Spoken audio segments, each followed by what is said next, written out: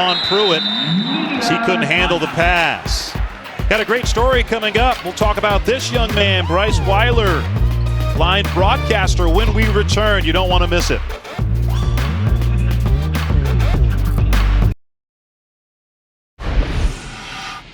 Long dive to steal the pass. Panthers feed it ahead to Lane. Drives in, laid it in, count the bucket. He's fouled by Cam Williams.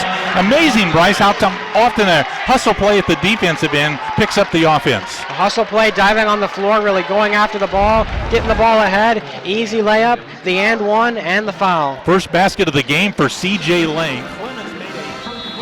Well, that analysis you just heard is from this man, Bryce Weiler. He has called more than 150 college basketball games on radio as an analyst.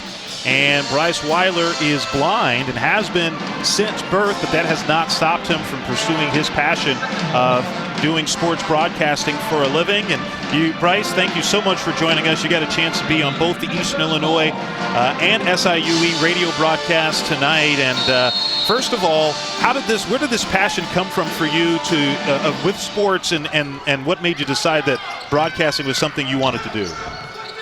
I grew up listening to Brian Barnhart on the radio commentating Fighting Illini basketball, and through his visual pictures that got me interested in sports. And current Eastern Illinois head men's basketball coach Marty Simmons gave me the opportunity to sit on his bench at Evansville, and that gave me the chance to experience college basketball. Bryce, I have to ask you, because both Marty Simmons and Tom Benson at the University of Evansville, who you work so many games with, talk about how well prepared you are for every game. How do you prepare, and what's your motivation to tell these great stories that you tell from game to game? I study facts on the players and the coaches. I study the style of the broadcaster who I'm working with. The question people like to ask is how I prepare. The question for me is more why I prepare. I prepare for people like Brian Barnhart, who gave me the opportunity to commentate with him as I grew up listening to him. I prepare for someone like Joe Pott, who allowed me to commentate with him when others did not believe that I could analyze a sporting event in 2015. And I commentate for Tom Benson and everyone else who's given me that opportunity to analyze a basketball game and be able to show that people with disabilities can do whatever they put their mind to if they're just given opportunities to be successful in life. And we have here a graphic, Bryce, talking about you're the co-founder of the Beautiful Lives Project, a 501c3 nonprofit. And part of that Beautiful Lives Project is to give those with disabilities like yourself a chance to fulfill their dreams like you're doing. The Beautiful Lives Project gives people with disabilities the opportunity to experience programs in sport, art, music. It also gives people with disabilities the chance to find employment and get job training through the community partners that the Beautiful Lives Project has established throughout the country. And that all goes back to what Coach Simmons allowed me to do with being around his basketball team and being a part of college basketball from 2010 through 2014. All right, well, Bryce Weiler, thank you so much for joining us. Congratulations on the career that you've had. It really has been a pleasure talking with you. Thank you for your good work. Thank you so much for having me on. Timeout here, a 10-point game. SIUE on top, and they've led the entire way. And, Marty Simmons, head coach for this Eastern Illinois club.